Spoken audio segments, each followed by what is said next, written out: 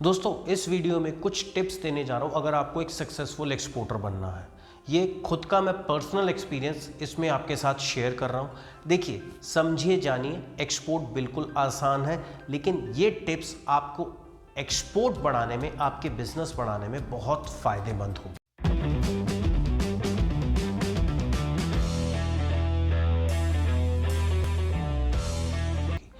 मैं हर्ष Dhawan, international business trainer. सबसे पहले एक चीज़ डिस्कस करते हैं कि मुझे मार्केट में टॉप पे पहुंचना है, एक बड़ा एक्सपोर्टर बनना है, तो वो टिप्स क्या होंगे, कैसे स्टेप उठाना है। सबसे पहले मैं एक चीज़ आपको बोलूँगा कि आप मार्केट रिसर्च करिए।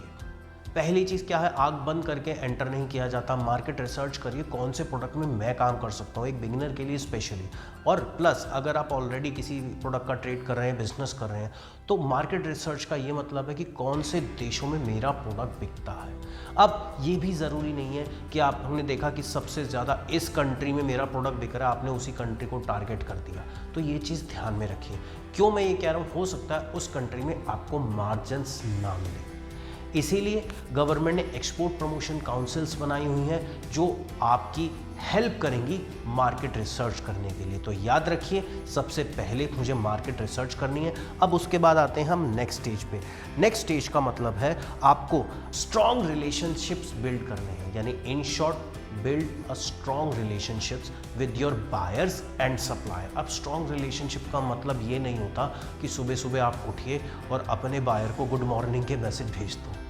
ये वाला स्ट्रॉन्ग रिलेशनशिप नहीं चाहिए, या हाय हेलो करके उससे चैट कर रहे हो, नहीं। स्ट्रॉन्ग रिलेशनशिप का मतलब ये होता है कि अगर आपका बायर कुछ गलती कर रहा है तो आप उसको सजेशन दे सकते हो। सपोज करो कोई बायर आपके पास आके कहता है जी मुझे ये क्वालिटी चाहिए, और क्वालिटी आपको लग रहा है कि नहीं यार, आपकी कंट्री में तो अच्छी क्वालिटी बिकती है, आप ये क्यों क्वालिटी ले रहे हो, ये तो हल्की क्वालिटी है, आप नुकसान कर बैठोगे। तो आप अपने सजेशंस उसके साथ शेयर कीजिए, इन्फॉर्मेशन शेयर करिए, नॉलेज शेयर करिए। अगर उसको नॉलेज नहीं है तो आप उसके मेंटर भी बन सकते हैं कि भैया देखो, अगर आपको गारमेंट्स का काम करना है, मेरा तो काम है ही, आप इस मार्केट में बेचो, आपको गाइड मैं करूँगा। इससे क्या होता है, आपको बेनिफिट होता है, लोग आपको छोड़ के नहीं जाते, ना बायर जाएगा ना सप्लायर जाएगा। इसके बाद सबसे पहली चीज़ क्वालिटी एश्योरेंस, मतलब ये क्वालिटी में कोई कॉम्प्रोमाइज़ नहीं करना। इंटरनेशनल ट्रेड में जो लोग क्वालिटी में कॉम्प्रोमाइज़ करते हैं, बायर को दिखाएंगे कुछ और भेजेंगे कुछ और, उन लोगों के लिए ये एक्सपोर्ट बिजनेस बिल्कुल नहीं है। जो कमिटमेंट कर दी तो कमिटमेंट कर दी, जो क्वालिटी अच्छी देनी है तो मतलब अच्छी देनी है। इसके बाद अगला स्टेप है हमारा customise products for target markets. इसका मतलब क्या हुआ, कस्टमाइज प्रोडक्ट का मतलब क्या हुआ? कस्टमाइज प्रोडक्ट का मतलब ये हुआ कि भैया मैंने प्रोडक्ट को कस्टमाइज़ कर दिया। मेरे पास अगर कोई मार्केट ऐसी है कि भाई जहाँ पे हल्की क्वालिटी चलती है तो वो हल्की क्वालिटी भी मेरे पास है, कोई मार्केट ऐसी है जो जहाँ पे मीडियम क्वालिटी चलती है तो मीडियम क्वालिटी भी मेरे पास है, अगर कोई ऐसी मार्केट है जहाँ पे सुपीरियर क्वालिटी चलती है, तो तीनों तरह की वैरायटी आपके पास होनी चाहिए, जिससे आप अपनी सेल को बूस्ट कर सकते हैं।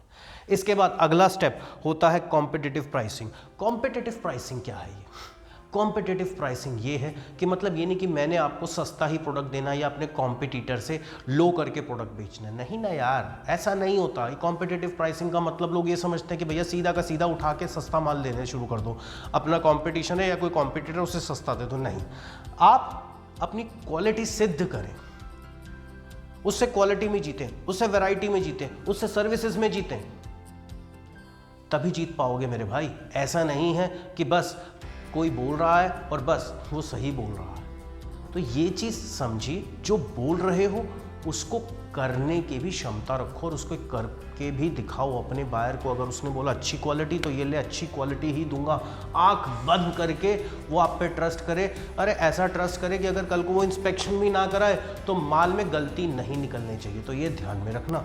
इसके बाद अगर मैं बात करूं efficient logistics and shipping. Efficient logistic और शिपिंग से हम क्या समझते हैं? एफिशिएंट लॉजिस्टिक और शिपिंग में मतलब शिपिंग में कोई प्रॉब्लम नहीं आना चाहिए। सपोज करो, ऐसा भी तो हो सकता है, अगर आप एक बिगिनर हो, आपका बायर भी बिगिनर हो सकता है, तो आप उससे भी कंसल्ट कर सकते हैं। भाई आपने CHA हायर किया, वहाँ पे फ्रेट फॉरवर्डर हायर किया, आपको क्लियरेंस में तो कोई दिक्कत नहीं आएगी, आपके पास अपनी कंट्री के भी तो लाइसेंस पूरे हैं ना। आप कहो तो मैं अपने CHA से भी आपकी बात करा सकता हूँ, अपने डिपार्टमेंट में आपकी बात करा सकता हूँ। इन शॉर्ट हम डील करने जा रहे हैं, हमारी डील में ना आपकी तरफ से कोई एरर जनरेट हो ना मेरी तरफ से कोई एरर जनरेट हो, सीधा मैं माल भेजूंगा और आपके पास पहुंच जाए, आपके पास भी आपकी अमानत पहुंच जाए। भाई पैसे ले रहे हो तो भाई ये मत सोचो ना कि बस गया गया रास्ते में फंस गया, मुझे क्या करना। तो ये बायर तक पूरा पहुंचाओ और उससे क्लियरली बात करो। इसके बाद अगर हम बात करें, आपकी डिजिटल प्रेजेंस भी ई कॉमर्स में ज़रूर होनी चाहिए। आज की डेट में सोशल मीडिया पे भी प्रेजेंस चाहिए, और मैं ये सबको सजेस्ट करता हूँ कि अगर आप सपोज करो इंटरनेशनल ट्रेड कर रहे हो तो ई कॉमर्स में भी आपकी प्रेजेंस आज की डेट में होनी चाहिए। चारों तरफ से आपको ऑर्डर ही ऑर्डर जनरेट होंगे। इसके बाद अगर हम बात करें टेक्नोलॉजिकल एडवांसमेंट की, मतलब ये देखिए market day by day change हो रहा है। अगर सपोज करो आपको ऑनलाइन काम करना नहीं आ रहा, आप टेक्नोलॉजी से पिछड़ रहे हैं, तो अपने आप को टाइम दीजिए, क्योंकि बिजनेस आने वाले समय में टेक्नोलॉजी बेस्ड ही होगा। तो जो लोग टेक्नोलॉजी से पिछड़ रहे हैं तो वो आज ही चार्ज हो जाएं, क्योंकि आने वाले टाइम में उनके लिए बिजनेस करना बहुत मुश्किल हो सकता है। नेक्स्ट स्टेप क्या होना चाहिए? Government support and incentives. एक एक्सपोर्टर को ये पता होना चाहिए कि भाई मुझे क्या क्या इंसेंटिव मिलेगा और मुझे सरकार से क्या क्या सपोर्ट मिलेगा। अगर आपको ये नहीं पता तो आपके बिजनेस का एक्सपेंशन और बिजनेस की ग्रोथ बहुत स्लो हो सकती है। सरकार बहुत इंसेंटिव दे रही है, सरकार बहुत सपोर्ट कर रही है, सरकार लोन में भी आपको इंटरेस्ट में भी रिबेट दे रही है, तो भाई क्यों ना मैं बेनिफिट लूँ, काम करूँ। तो ये भी आपको पता होना चाहिए। इसके बाद अगला स्टेप है ब्रांड बिल्डिंग। अगर मैं ब्रांड बिल्डिंग की बात करूं, देखो टारगेट ये रखो, आज चाहे जैसे मर्जी माल भेज रहा हूं, अभी मैं बिगिनर हूं, लेकिन भविष्य में मुझे मेरा ब्रांड बनाना और उस पर इन्वेस्ट करना है, ये माइंड में लेके चलो। आपकी लाइफ में मार्केट कोई नहीं छीन पाएगा। एक बार लोगों के मुंह में नाम चढ़ गया ना, जैसे एग्जांपल देता हूँ, एप्पल का फोन आता है, ठीक है, लोगों के माइंड में चल गया एप्पल, लोगों के माइंड में चढ़ गया सैमसंग, चढ़ा दो अपने ब्रांड को लोगों के माइंड में। दो क्वालिटी ना, और ब्रांड ऐसे नहीं कि मैंने भैया एडवर्टीजमेंट करती लोगों को याद हो जाएगा, नहीं भैया, अगर क्वालिटी नहीं होगी तो अच्छे से अच्छा ब्रांड गया। तो इसीलिए आपको क्वालिटी और सर्विसेज पे भी ध्यान देना है, तभी एक अच्छा ब्रांड बन पाओ। तो दोस्तों फिर उसके बाद है कॉन्टिन्यूअस इनोवेशन। इनोवेशन मतलब भैया दुनिया चेंज हो रही है, प्रोडक्ट चेंज हो रहा है, नए नए प्रोडक्ट्स आ रहे हैं, तो आपको अपने प्रोडक्ट्स को भी अपग्रेड करना पड़ेगा, अपडेट करना पड़ेगा।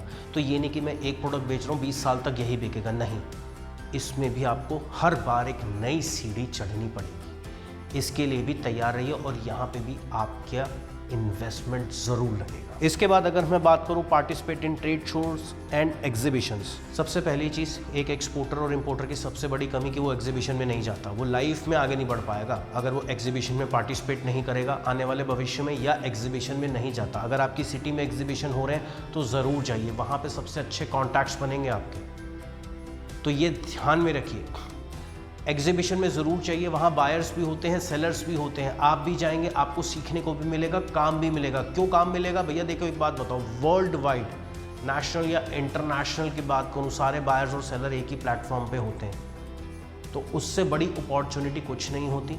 तो इसीलिए अगर आपको इंपोर्ट एक्सपोर्ट बिजनेस करना है, सक्सेसफुल होना है एक्सपोर्ट की फील्ड में खास तौर से, तो ये आपको करना पड़ेगा। फिर इसके बाद रिस्क मैनेजमेंट के बारे में आपको पता होना चाहिए। भाई मैं बिजनेस करने जा रहा हूँ, मुझे रिस्क ही नहीं पता, मुझे मैनेज करना ही नहीं आता रिस्क को, मेरा कोई ऐसा कोई मैंने सिस्टम ही नहीं बनाया कि मैं इस रिस्क को मैनेज कैसे कर सकूँ। मुझे नहीं पता पेमेंट कैसे सेफ होगी, मुझे नहीं पता इंश्योरेंस के बारे में, मुझे नहीं पता लॉजिस्टिक शिपिंग के बारे में, मुझे नहीं पता इंस्पेक्शन के बारे में, तो गए काम से, नहीं बन पाऊँगा। पहली चीज़ मैं एक चीज़ बता दूँ, मैं सपने नहीं दिखाता, स्ट्रेट फॉरवर्ड बात करता हूँ यहाँ पे। तो इसीलिए ग्रो करना है तो ये सब करना पड़ेगा। उसके बाद लास्ट, कस्टमर सेटिस्फैक्शन। कस्टमर जब आपका प्रोडक्ट यूज़ करे उसके फेस पे एक स्माइल होनी चाहिए, वो सेटिस्फैक्शन होनी चाहिए कि हाँ मुझे जो चीज़ चाहिए थी मिल गई, आई एम सेटिस्फाइड। फिर देखो काम कैसे नहीं होता, ये आज तक के एक्सपीरियंस से आपको कुछ टिप्स दे रहा हूँ, इसको फॉलो करिए। अगर अच्छे लगें तो प्लीज़ लाइक करिए वीडियो को, और जो लोग वीडियो को पहली बार देख रहे हैं, इंपोर्ट एक्सपोर्ट बिजनेस सीखना चाहते हैं तो सब्सक्राइब कर सकते हैं, और प्रैक्टिकली इंपोर्ट एक्सपोर्ट बिजनेस सीखना चाहते हो ऑफलाइन या ऑनलाइन, तो स्क्रीन पे जो नंबर आ रहा है उस पर रजिस्ट्रेशन कराओ और आ जाओ, ऑफलाइन भी सिखा देंगे, ऑनलाइन भी सिखा देंगे। तो दोस्तों मैं हर्ष धवन, इंटरनेशनल बिजनेस ट्रेनर, इस वीडियो में इतना ही, मिलता हूँ अगले वीडियो में, तब तक के लिए जय हिंद।